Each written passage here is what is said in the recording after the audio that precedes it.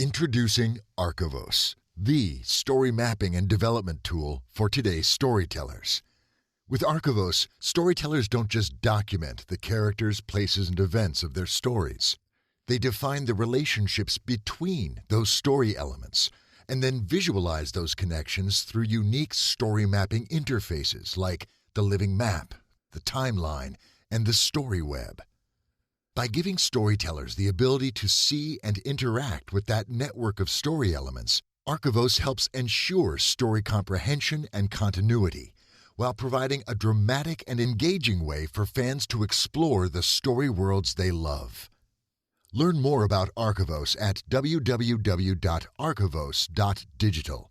That's ARCHIVOS.digital. Archivos, your stories illuminated. Welcome to PseudoPod, a podcast as weekly as it is horrifying. Sometimes horror hits uncomfortable buttons. If the episode distresses you, bail out. We'll be here next week.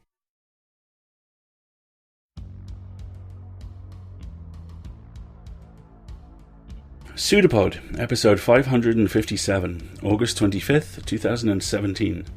This week's story, Till the Road Runs Out, by Luciano Marano. Hello everyone, my name's Alasdair. I'm your host, and this week's story comes to us from Luciano. Luciano is a newspaper reporter, photographer, and author. His award-winning reporting, both written and photographic, has appeared in numerous regional and national publications, and he made his debut as a fiction author in the recent extreme horror anthology DOA 3 from Bloodbound Books in May of 2017, alongside such genre icons as Jack Ketchum, Bentley Little, and Edward Lee, among others. He lives near Seattle, Washington, and you can learn more about his work at his website, which is luciano-marano.com. He also blogs sporadically at citymyway101.wordpress.com, and of course, those will be in the show notes. Your reader this week needs no introduction, so I will of course give him one anyway. Dave Robison is one of our dearest friends, both as a company and as an individual, and he is an extraordinarily talented narrator and all-around human being. Dave runs Writers Roundtable, which is one of the most instantly useful writing advice shows on the face of the earth, and which is about to rebrand under his new Archivos line. He is an incredible asset and advocate to the community, a man whose enthusiasm is infectious, desperately needed, and completely genuine. Dave is a treasure, and we are deeply and profoundly honoured to have him reading this story for us. So, with Dave, Luciano, and us all in the car, put the pedal to the metal, because it's story time.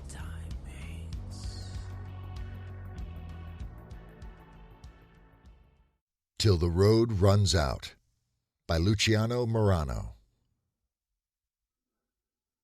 The ratty doublewide burned faster than they expected, and when the whiskey-fueled flames reached the meth lab in the trailer's back bedroom, the explosion was likewise extraordinary. Hicks gulped the last of the Jack Daniels, wiped his mouth with his hand. The flames were warm against his shirtless torso, his muscles hard and lean from his most recent turn inside.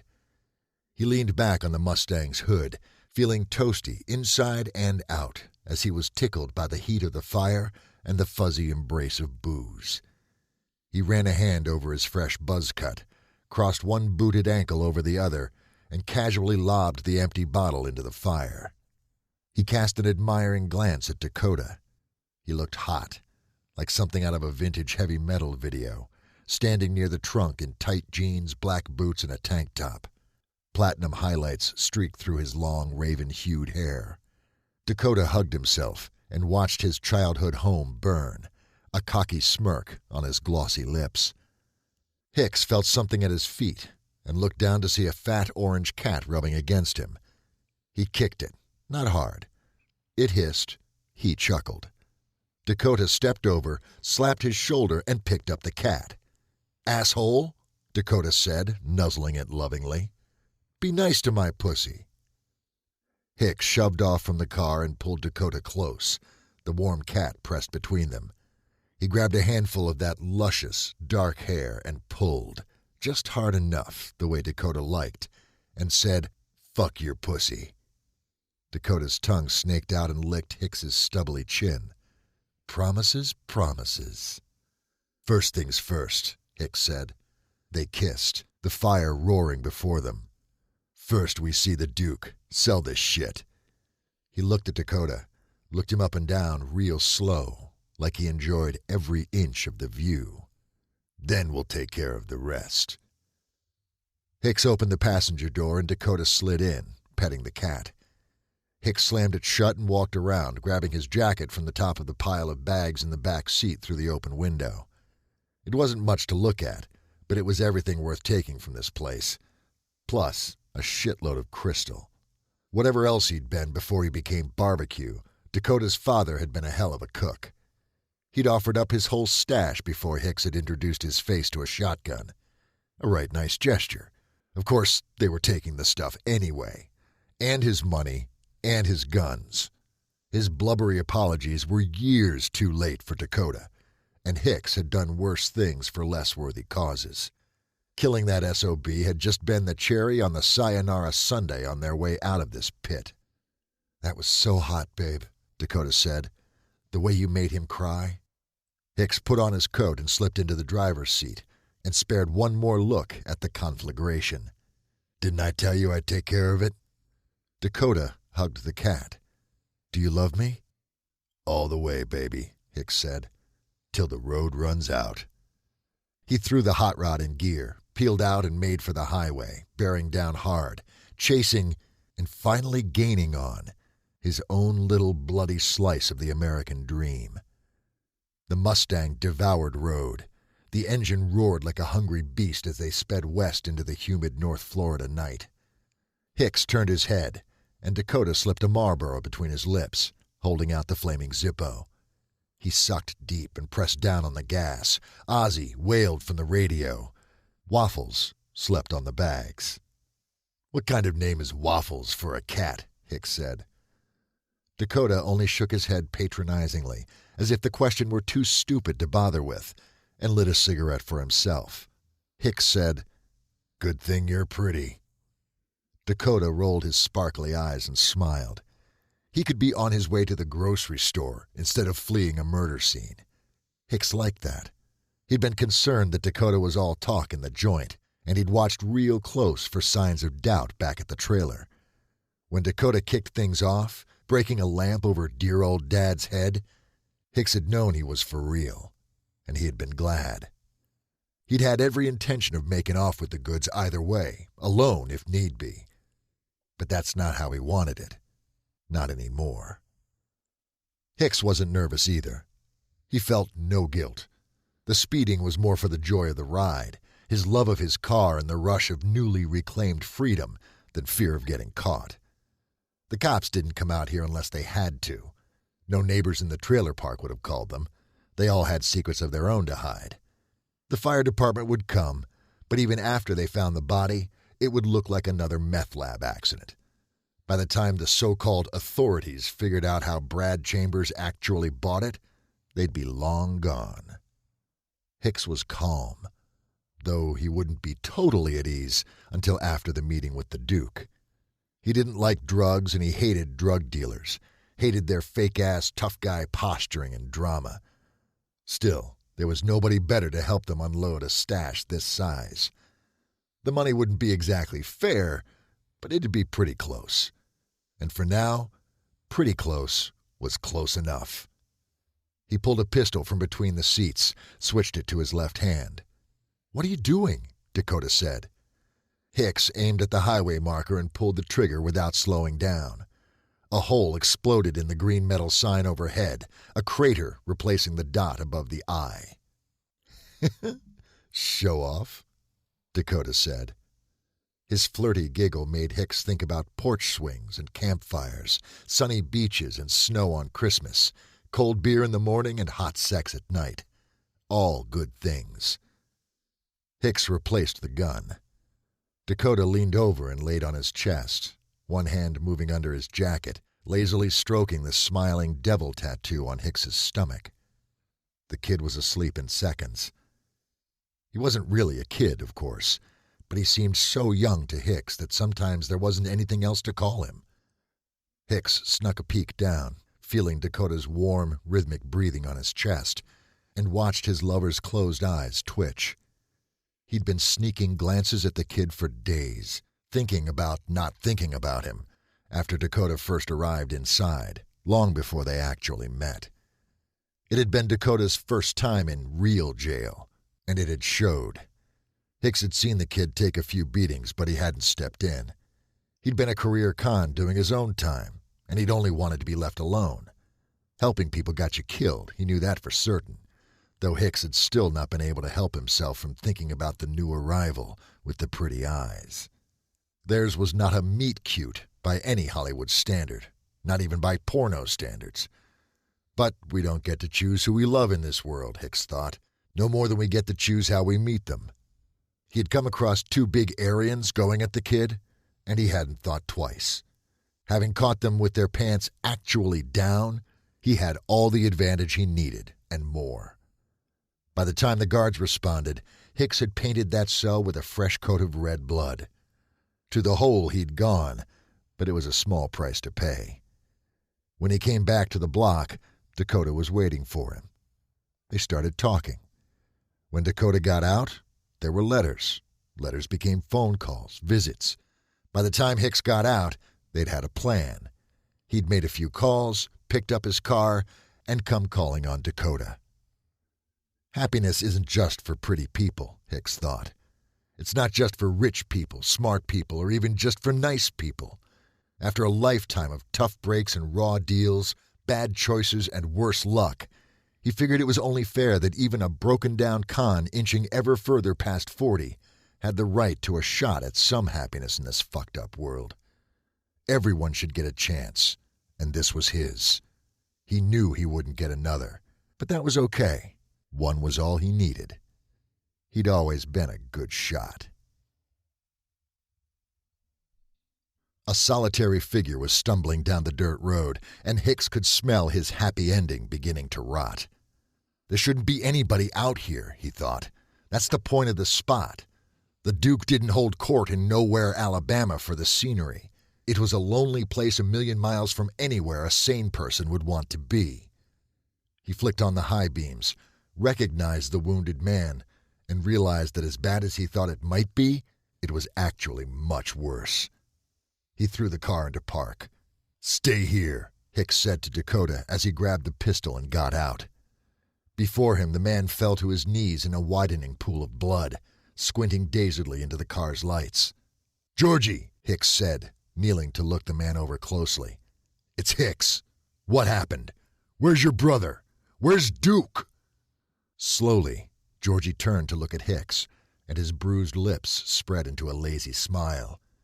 "I got guts," he said, voice cracking with a sudden tittering giggle. "I got guts, Hicks. So much guts." He really did. They were in his hands. Cupped near his waist, Georgie carried 2 handfuls of dripping intestines. A few loose ends dangled absently, having slipped through his fingers. Blood and bile oozed out of the ragged gash in his stomach beneath a silk shirt that had once been white. Dakota's door opened, but Hicks waved him back. He grabbed Georgie's shoulder and shook him. "Where's Duke? Who did this to you?" "Santa Muerte," Georgie whispered. As cold as it was, Hicks's heart was gripped by icy fingers of fear at the words. Saint Death, a folktale god, deity of the damned.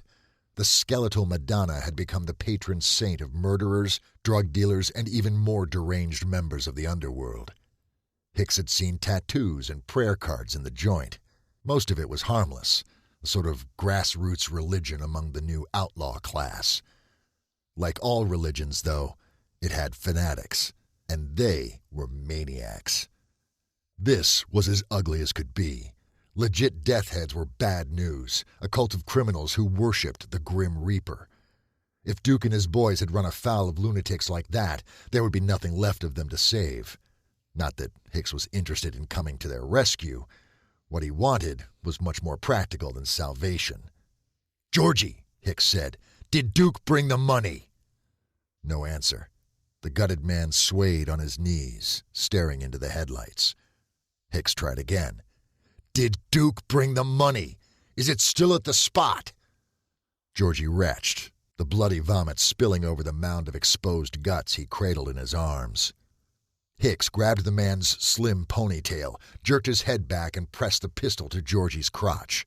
He spoke very slowly. "Is my money still at the spot? Answer me, or I swear I'll bury your balls with whatever's left of your brother." Georgie nodded. "He brings it." "Tell me where." "You're not serious," Dakota said. "We can't." "We can't," Hicks agreed, pushing the Mustang off the dirt road. "I can." "Bullshit. We can't make a new life with 50 grand worth of ice. We need the money." "I'm going to." Dakota reached into the back seat and grabbed the shotgun. "No," Hicks said. "I'm just going to have a look." "Then there's no reason I can't go." Georgie moaned from the passenger seat. Hicks said, "Don't you bleed in my car, you stupid spick." Dakota held the gun by the slide and cocked it with one hand. He reached for the blue duffel bag that held the others and slung it over his shoulder, then smiled and blew Hicks a kiss. "Sissy." "Bitch," Hicks said.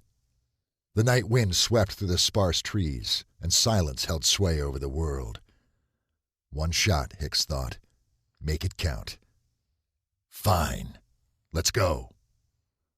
Waffles meowed in the back seat as he watched them leave, and Hicks couldn't help but wonder, was the fat bastard shouting encouragement or a warning at their backs? The bonfire at the center of the circled vehicles burned bright, fueled by the bodies of the slain cartel members and the wood and shrubbery gathered beneath them. Duke and his gang were crucified, hoisted up on makeshift timber crosses, blazing away before the writhing orgy of carnage below them, a pyromaniac's version of Jesus. Hicks smelled the charred flesh before he saw it. He expected the worst, and he was not disappointed. At his side, he heard Dakota gag. On the ground, the death heads painted each other with the innards of another body. They were naked, emaciated, and awful to see. He'd heard that the true believers often starved themselves to look more like their gruesome god. Their skeletal fingers tore slippery pieces from the gaping wound in the dead man's belly, smearing themselves with gore. The body had no head. Hicks saw 3 of the psychos off to the left kicking something around like a soccer ball, something with long dark hair. A putrid corpse dressed in white robes sat before the fire and the burning bodies in a ratty armchair. Dead flowers, along with severed body parts, were scattered around it. Burning red candles encircled the cult's dreadful idol as it watched over the ritual. Hicks and Dakota sank to the ground outside the light of the fire.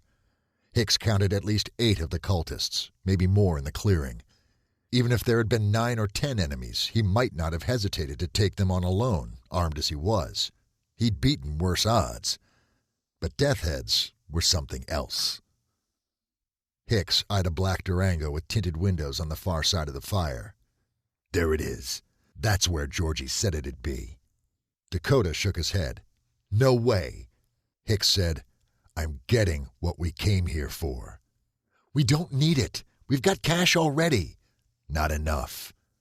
A wail rose up from the gathering by the fire as the death heads finally clawed the eviscerated corpse apart. "Fuck it," Dakota said. "We'll figure something out. Let's just dump the drugs and bail." The kid didn't get it. He couldn't probably understand what it had taken Hicks a lifetime of eating shit to learn. Starting fresh, hitting the road with nothing, is only exciting when you're young. But after starting from scratch, again and again, after having nothing for so long, Hicks knew it wouldn't work. Not in the long run, and this time was for keeps. Till the road runs out, right? This was his shot. He was going to do it right, and that included getting that money. They've said that hope is free, that it doesn't cost anything to have faith. Bullshit. Hicks knew they were full of it, whoever they were, and that hope was plenty expensive. A clean start, safe home, doctors, all the operations, the life that Dakota wanted, that he deserved? Hicks tallied these mounting aspirations in his mind's ledger. A better tomorrow cost money. There was a whole lot of hope in the gutter. Hicks had spent enough time there to know. "Go back and start the car," he said. "Be ready." Hicks grabbed the bag, got up, and moved into the darkness before Dakota could say anything else. He knew that if he gave himself half a chance, he'd stay. He'd give in, and they'd leave with nothing. He walked fast, making his way around the edge of the firelight, and staying behind the cars when he could. Dakota's scared, pretty eyes burned in his mind, and the shrieks of maniacs rang in his ears. Just one more bad thing, Hicks told himself. Just be that guy one more time, and you'll have the rest of your life, your real life. It starts today, to get over it. Better men have done worse things. Hicks reached the Durango and opened the door without being seen. He found the suitcase in the back seat, just like Georgie said he would. He opened it and began stacking piles of bills into the duffel bag beside the guns. Every squeal and scream from the fire made him jump. When he was finally done, he started back. About 15 feet from the SUV, something struck the ground to his left. The head. A wild kick had sent the dusty, severed head flying high, arcing through the air to land, bounce, and roll to a stop right next to him. The cult was quiet as all 18 of their hollow eyes turned and stared at him in unison. Hicks leveled the shotgun. The death heads fanned out and began to approach. Hicks thought of ordering them back and dismissed it. Even if they understood, they would not care about his threats. They loved death. What other threat could he offer? He tucked the shotgun under his arm and drew 2 pistols from his jacket pockets. The death heads were closing in fast, clawing their own flesh with sharp, dirty fingernails, working themselves up into a frenzy of bloodlust. Hicks opened fire. The tall, bald man on his far left took the first shot in the chest and went down quick. On his right, Hicks managed to hit a woman in the shoulder. She spun around and fell, but she kept crawling toward him. His second shot found her head. Hicks kept shooting as he backed toward the Durango. The 7 left were spread further out now, flanking him in the dark like Halloween decorations come to life. He kept shooting at the 4 he could see. Reaching the car, Hicks dropped the bag of money and the shotgun by his feet. He rested against the vehicle and sighted a man with a grisly beard. The first shot hit his chest, the second his neck. Hicks moved on instantly to a young girl nearing him on the right. She was close. He could smell her. The reek of shit, blood, and vomit made his eyes water. He pulled the trigger, and the gun clicked empty. He tossed it, tried the other one. Same story. He reached down and came up with the shotgun just as she lunged, emptying both barrels into her stomach and cutting her in half in midair. Splattered with a warm rain of blood and guts, Hicks dropped the empty shotgun and pulled another pistol from the bag. The only sound as he scanned the dark was the crackling of the fire. Pain erupted in his shoulder, and Hicks screamed. From the roof of the Durango, a young boy wearing a necklace of bones raised a long wooden spear and plunged it down again. Hicks tried to duck, but the spear sank into his back. He stepped away and shot the boy, saw him fall silently from the roof. Suddenly he was knocked to the ground. The spear fell from his back and the wind rushed from his lungs. A big man loomed over him, brandishing a machete. Hicks raised the pistol, but the lunatic brought the large blade down onto the back of his hand. Several of his fingers fell cleanly away, and Hicks saw himself drop the gun. With a shrill cry mismatched to his size, the man raised the blade high above his head. Hicks, half blind with pain and struggling to breathe, kicked as hard as he could up toward the man's dangling genitals. The big man doubled over, clutching himself, as Hicks rolled out of reach. Getting shakily to his feet, Hicks saw the other 3 coming closer. 2 women and a man with his long hair slicked back and shiny with fresh blood. Hicks reached into his boot and pulled out his hunting knife, tucking his wounded hand close to his chest. A sound erupted from the far side of the fire, one Hicks knew well. 2 bright spotlights grew large in the dark as Hicks's car burst over the hillside, flying through the air like a V8-powered magic carpet. The Mustang came down hard and clipped the seated corpse idol. It sailed into the fire, chair and all, as the car skidded to a stop, flinging dust and gravel. Hicks smiled as he saw Dakota at the wheel, looking mad as hell. He leapt out, blasting away with a sawed-off pump action like he'd been born to it. The girls scattered, and the long-haired man scurried behind a nearby pickup. The big man with the machete, though, having recovered from the shot he'd taken to the balls, ran straight at Hicks. Dakota, too far away to shoot without hitting Hicks, watched him and the man with the machete meet in a bone-snapping collision. The big man landed on top of Hicks, who thrust his blade desperately up, gouging into the lunatic's left eye. Distantly, he felt the rusty blade of the machete push deep into his stomach, an enormous pressure crushing his neck. His vision failing, Hicks tore his knife free from the man's eye socket and stabbed it into the side of his neck, pulling as hard as he could. The death head's throat ripped apart like a soggy garbage bag, spilling blood and stringy bits of muscle and flesh down into Hicks's face. Still, the maniac squeezed harder at his throat and pushed the machete up deeper into Hicks's belly. It felt like the tip was in his chest, poking a lung. Every breath was agony.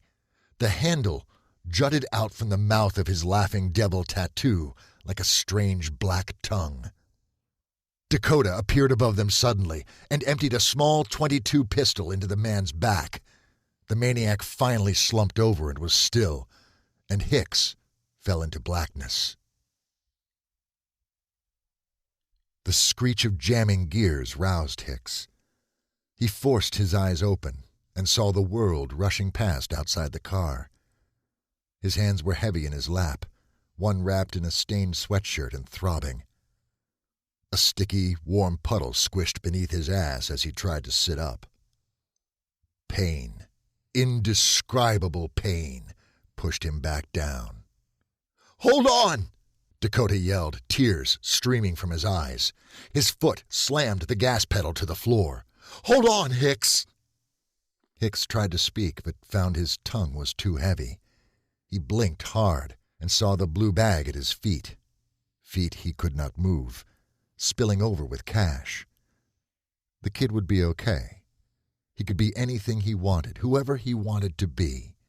In countless mirror and window reflections over the years to come, that sly, sexy, beautiful smile would be Hicks's memorial.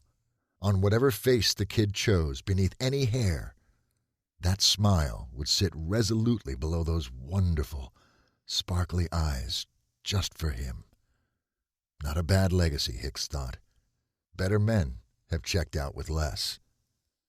And where was Georgie? Only Waffles stared back at him from the back seat, ambivalent, as if he were not surprised by these recent grim developments. Hicks decided he didn't care.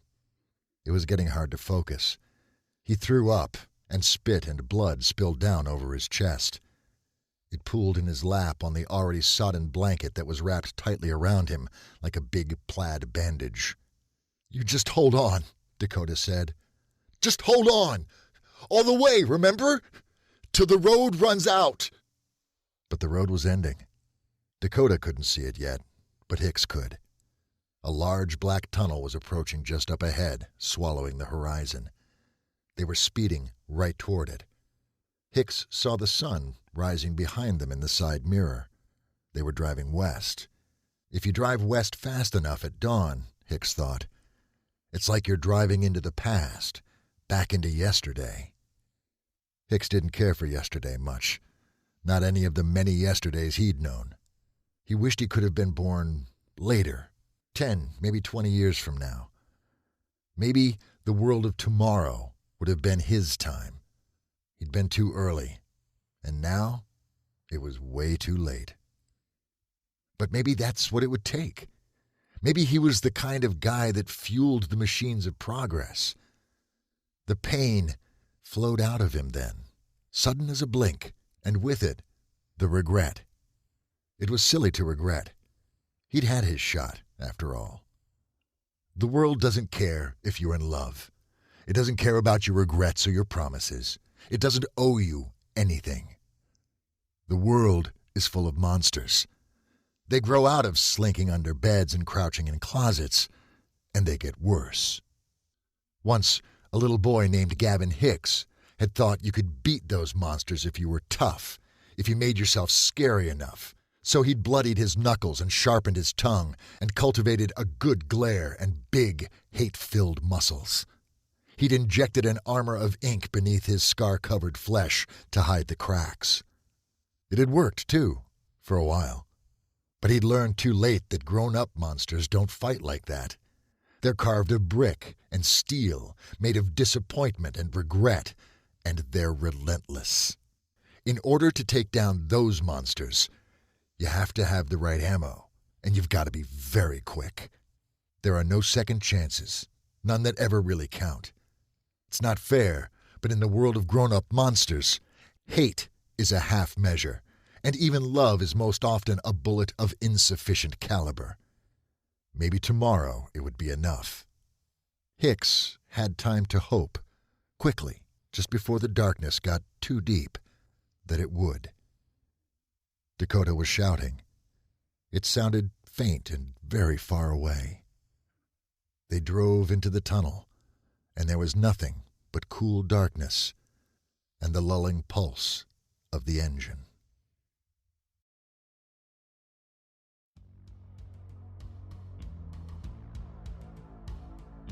A solitary figure was stumbling down a dirt road. There it is. There it is. William Friedkin, read in syllable and phrasing. Horror approaching. I love that. I love this story as a whole because it's really good, but the cheerful lack of context for some of the more horrific elements, like that, makes them pop all the harder, and perhaps with the slightest hint of tearing gristle as they go. You see, the central romance is sweet, it's bloody-knuckled, it's genuine. The violence is what violence is, not what we're told to believe it is. It's untidy, it's brutal, it's ridiculous, it's arbitrary. If I have a problem with the story, and I maybe do, a little bit, it's the doomed gay romance. Certainly in genre, especially horror and science fiction, introducing a pair of gay characters is often tantamount to pointing guns at both their heads and screaming, "Pick one!" at your audience. There's a reason bury your gays is a trope. In fact, last TV season, there were 27 of them. Oh, and LGBT characters took up 4.7% of series regulars last year. That's a record high. And 27 of them still died. Yeah.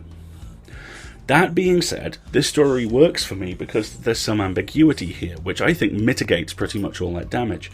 Plus, the actual nature of the death, and I do love a good "or is it" moment, makes the horror the characters feel very much the same as the horror we do. How is that man still carrying his guts? Do they both live? Do they make it? Do they not? It's uncertainty, it's that perpetual moment, that constant fictional space between gear shifts. There's only ever the road, only ever the gradual sense of arrival, without the arrival itself, only ever putting as much distance as you can between you and William Friedkin's quote about horror approaching, holding its guts in its hands and shambling towards you, laughing with a mouth filled with blood. Drive fast, folks. And drive directly to pseudopod.org and click on Feed the Pod. Know why? Because we need your help. If you go there and if you donate, you will help pay our authors, our narrators, and our staff. And trust me, that's certain to keep the horror at bay. Pseudopod.org, Feed the Pod, donate or subscribe. You know the drill. You know how badly we need the help. You know how much we thank you for it. Deep into that darkness peering, long I stood there wondering, fearing, doubting, dreaming dreams no mortal ever dared to dream before. But the silence was unbroken, and the darkness gave no token, and the only word there spoken was the whispered words, "Pseudopod, Flash Fiction Contest 5. That's right, folks. It's that time again. A time where our darkest demons can break free, wage war, and vie for the coveted title of Prime Evil. PseudoPod will be kicking off the 5th round of Flash Fiction Contest this year, beginning in August. The submissions window will extend from August 15th to September 15th, so get those inner demons out and put them to task. You may submit any one piece of original, unpublished horror fiction, no more than 500 words in length. Voting will begin in October in a members-only section of our forum, so no need to worry about losing those pesky first publication rights. For more rules, regulations, fine print, and other ancient horrors, head on over to forum.escapeartist.net. We look forward to reading your stories, and we know they're true. We'll be back next week with Toward the Banner of the King by T.R. North. Then, as now, will be a production of Escape Artists Incorporated and released under a Creative Commons Attribution Non-Commercial No Derivatives license. And we leave you this week with a quote from one of the greatest road movies of all time, Vanishing Point. And there goes the Challenger being chased by the blue meanies on wheels. The vicious traffic squad cars are after our lone driver, the last American hero, the electric centaur, the demigod, the super driver of the Golden West. Good luck, folks. We'll see you next week.